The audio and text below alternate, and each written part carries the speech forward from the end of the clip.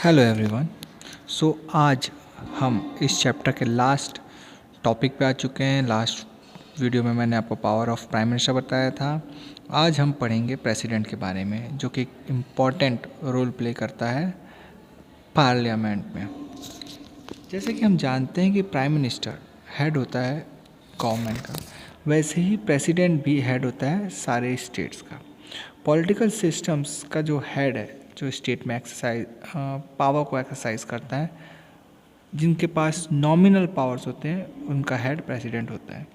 President India में, जैसे कि ब्रिटेन में क्वीन काम करती है एक लार्ज एक्सटेंट सेरेमोनियल में, वैसे ही प्रेसिडेंट इंडिया में वर्क करता है। प्रेसिडेंट सुपरवाइज करता है सारे फंक्शंस को, ठीक है। जो भी पॉलिटिकल इंस्टीट्यूशंस कंट्रीज़ में वर्क करते हैं, उनमें हारमोनी मतलब प्रेम भाव लाना और स्टेट के ऑब्जेक्टिव को फुलफिल करने का काम प्रेसिडेंट करता है। ओके, तो प्रेसिडेंट को डायरेक्टली इलेक्ट नहीं किया जाता, इसे सिंगल ट्रांसफरेबल वोट सिस्टम के द्वारा मतलब इनडायरेक्टली इलेक्ट किया जाता है मेंबर ऑफ पार्लियामेंट, एमपीज और एमएलएस के द्वारा, ठीक है। Candidate stand for the president post to get majority of vote in election. तो जो भी प्रेसिडेंट होता है, उसको जिसको मेजोरिटी ऑफ वोट मिलता है, वो इलेक्शंस में जीत जाता है।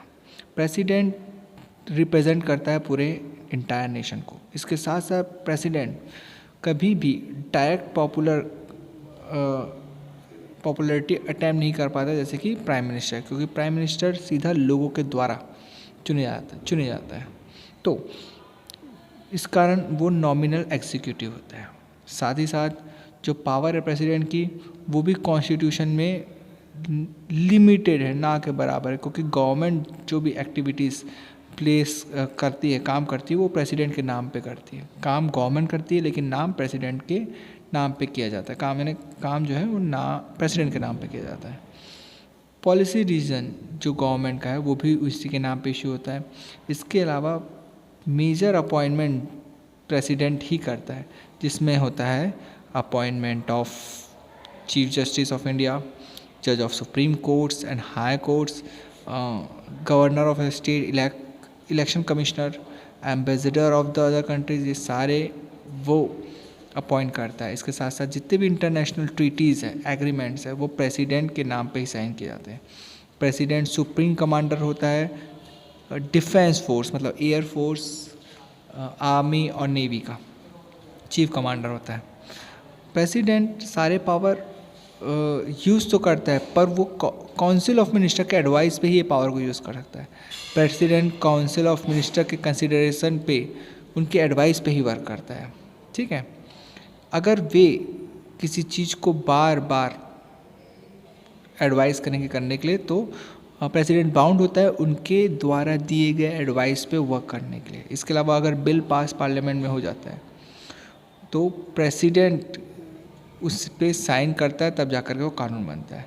अगर प्रेसिडेंट किसी किसी डॉक्यूमेंट को डिले करे सम टाइम के लिए, तो वो बिल जो है पार्लियामेंट को वापस रिकंसिडरेशन के लिए दिए, और बिल जो है पार्लियामेंट वो बिल को वापस भेज दे साइन करने के लिए, तो वो दोबारा मना नहीं कर सकता। हाँ, उसके पास एक पावर होती है जिसे वीटो पावर कहा जाता है, जिसका इस्तेमाल करके वो कुछ बिलों को रोक सकता है। सारे बिल को नहीं, कुछ बिल को रोक सकता है। वो भी कब? सिर्फ अपने कार्यकाल तक, ठीक है। दोबारा अगर नया प्रेसिडेंट आएगा तो वो चाहे तो उसे साइन कर सकता है, ठीक है।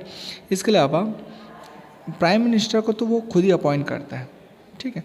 इसके अलावा अगर कॉलेजियम पार्टीज है जिसमें क्लियर मेजॉरिटी नहीं है, तो मेजॉरिटीज़ अगर किसी को शो करनी होगी, तो वो प्रेसिडेंट के सामने ही मेजॉरिटी शो करना होगा। उसके बाद ही लोकसभा में मेजॉरिटी सपोर्ट मानी जाती है, ओके।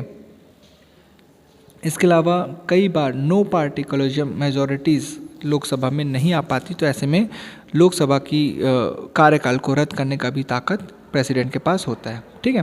प्रेसिडेंट अपॉइंट करता है जो मेजॉरिटी ऑफ लोकसभा लीडर्स को एज अ प्राइम मिनिस्टर। तो ऐसे में प्रेसिडेंट के पास सिर्फ अपॉइंटमेंट की ताकत होती है प्राइम मिनिस्टर की, लेकिन प्राइम मिनिस्टर काम में कोई हस्तक्षेप प्रेसिडेंट नहीं कर सकता। एक छोटा टॉपिक है प्रेसिडेंटल सिस्टम, जिसे हम लोग राष्ट्रपति शासन कहते हैं। हमने सुना है कि बहुत से, जैसे खासकर यूनियन टेरिटरीज़, अभी जो जम्मू एंड कश्मीर और लद्दाख बना है, वहाँ पे भी प्रेसिडेंटल सिस्टम मतलब राष्ट्रपति शासन है। ये राष्ट्रपति शासन राष्ट्रपति के द्वारा और उसके अपॉइंट किए गए कुछ 12 लोग जो as a cabinet minister work करते हैं, ठीक है, कैबिनेट मिनिस्टर वर्क करते हैं, उसके सलाह मशवरा पे काम किया जाता है। काम गवर्नर करता है लेकिन प्रेसिडेंट के अंडरटेकिंग पे, ठीक है। इसमें भी अगर ध्यान से देखें तो प्रेसिडेंट प्राइम मिनिस्टर और काउंसिल ऑफ मिनिस्टर के एडवाइस पे ही राष्ट्रपति शासन लागू करता है, उसी के अनुसार वो चलाता है। अब आज का जो लास्ट टॉपिक है वो है जुडिशरी, ठीक है। ओके, जैसे कि हमने जाना था स्टार्टिंग की, अगर स्टोरी हमको याद होगी मंडल कमीशन की, तो जुडिशरी ने एक इम्पॉर्टेंट रोल प्ले किया था। जब केस लगा था सुप्रीम कोर्ट में, सुप्रीम कोर्ट ने डिसीजन दिया, तब जा कर के कुछ रिकमेंडेशंस, कुछ उसमें बदलाव करने के बाद वो बिल पुनः लागू किया गया, ठीक है।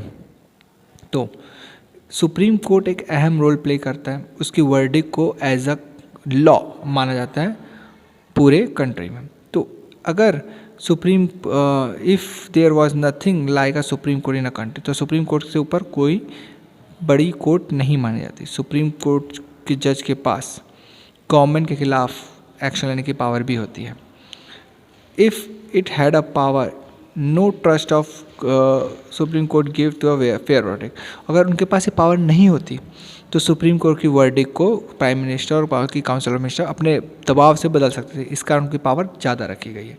इसके अलावा फेयर जजमेंट देने के लिए और गवर्नमेंट के अगेंस्ट अपील करने के लिए सारे जजमेंट उन्हीं के हाथों में सौंप दिए जाते हैं या सौंपे जाते हैं, क्लियर है। इसके अलावा this is why a independent and powerful judiciary, तो इसीलिए पावरफुल जुडिशरी, इंडिपेंडेंट जुडिशरी ज़रूरी है डेमोक्रेसी के लिए, ठीक है। डिफरेंट लेवल ऑफ कंट्रीज़ में अलग अलग जुडिशरी सिस्टम होता है। इंडियन में सुप्रीम कोर्ट जो है पूरे इंटायर नेशन की सबसे हाई पावर ऑफ कोर्ट माना जाता है। उसके बाद स्टेट में हाई कोर्ट्स होता है और डिस्ट्रिक्ट लेवल पे डिस्ट्रिक्ट कोर्ट्स और लोकल लेवल पे सेशन कोर्ट्स वर्क करते हैं, ठीक है, जो इंटीग्रेट जुडिशरी का काम करते हैं। इस पर ये सुप्रीम कोर्ट के कंट्रोल में वर्क करते हैं। जुडिशियल एडमिनिस्ट्रेशन पूरी कंट्री का सुप्रीम कोर्ट ही देखता है। डिसीजन जो है of other court of a country, अगर कोई डिस्प्यूट होता है किसी भी वर्क पे लेके, तो उसे हम लेवल बाय लेवल, जैसे हम लोग प्रीवियस क्लास में 8th क्लास में अच्छे से पढ़ चुके हैं कि किसे किसे आगे कोर्ट्स में हम ले जा सकते हैं। इसके अलावा अगर सिटीजन और कंट्री का डिस्प्यूट हो, सिटीजन और गवर्नमेंट का डिस्प्यूट, या 2 स्टेट का डिस्प्यूट्स हो, या गवर्नमेंट या यूनियन या स्टेट लेवल का डिस्प्यूट हो, तो ऐसे में हाईएस्ट कोर्ट में ही अपील किया जाता है। सिविल केस और क्रिमिनल केस के बारे में हम ऑलरेडी पिछले क्लास मतलब 8th क्लास में पढ़ चुके हैं, जिसकी अपील सीधा हाई कोर्ट में होती है। इंडिपेंडेंट जुडिशरी का मतलब यह है कि पूरा जो लेजिस्लेचर है और एग्जीक्यूटिव को कंट्रोल और उसको चेक करने का काम जुडिशरी करेगी। जज का जो एक्ट है वो गवर्नमेंट के अकॉर्डिंग या उसके किसी विश के अकॉर्डिंग या पावर के अकॉर्डिंग नहीं होगा, ये फेयर होगा, ठीक है। मॉडर्न डेमोक्रेसी में कोर्ट इंडिपेंडेंस होना बहुत ज़रूरी है, क्योंकि लेजिस्लेचर और एग्जीक्यूटिव को चेक करने वाली कोई संस्था अहम रोल प्ले करती है डेमोक्रेसी को इस्टेब्लिश करने में। इंडिया में भी ऐसा ही किया गया है। जज ऑफ सुप्रीम कोर्ट और हाई कोर्ट्स जो है वो प्रेसिडेंट के द्वारा अपॉइंट किए जाते हैं, किसकी एडवाइस में, प्राइम मिनिस्टर और काउंसिल ऑफ मिनिस्टर के। पर chief justice of supreme court consultation और chief justice of supreme court को भी यही अपॉइंट करते हैं। पर जैसे कि सीनियर जज और सुप्रीम कोर्ट ने नए जज और सुप्रीम कोर्ट और हाई कोर्ट के जजों को भी सेलेक्ट करने का अधिकार मिला है। वह यूँ था कि 1991 में जब कोलिजन गवर्नमेंट आ रही थी तो उन्हें डर था कि कहीं लोग भाई भतीजावाद के कारण जुडिशरी कंट्रोल में ना आ जाए लेजिस्लेचर के। इसी कारण जो पावर्स कैबिनेट मिनिस्टर और प्राइम मिनिस्टर के पास थी जजों को सेलेक्ट करने की, वो पावर सुप्रीम कोर्ट और हाई कोर्ट के जो जज हैं उन्हीं के हाथ में दे दी गई, ताकि वे प्रेसिडेंट को एडवाइस करके जज को नियुक्त कर सकें। तो इसके अलावा पॉलिटिकल और एग्जीक्यूटिव इंटरफेरेंस को रोकने के लिए किया गया था। सुप्रीम कोर्ट के जज सीनियर मोस्ट ऑफ जज of supreme court usually appoint by the chief justice, ठीक है। तो इसके अलावा वंस अ पर्सन, जैसे ही जज अपॉइंट हो जाते हैं सुप्रीम कोर्ट या हाई कोर्ट के, उन्हें रिमूव करना मुश्किल काम होता है। उसके लिए भी इम्पीचमेंट लाई जाती है, प्रेसिडेंट को हटाने के लिए भी इम्पीचमेंट लाई जाती है, और सुप्रीम कोर्ट हाई कोर्ट के जज को अगर हटाना तो इम्पीचमेंट लाई जाएगी, या तो फिर वो रिटायर हो गए तो हट जाएंगे। जज को रिमूव करने का काम इम्पीचमेंट के द्वारा होता है, ठीक है। इसके अलावा इस इम्पीचमेंट को तभी पास किया जाएगा जब 2/3 ऑफ मेंबर्स ऑफ दोनों टू हाउस, मतलब ज्वाइंट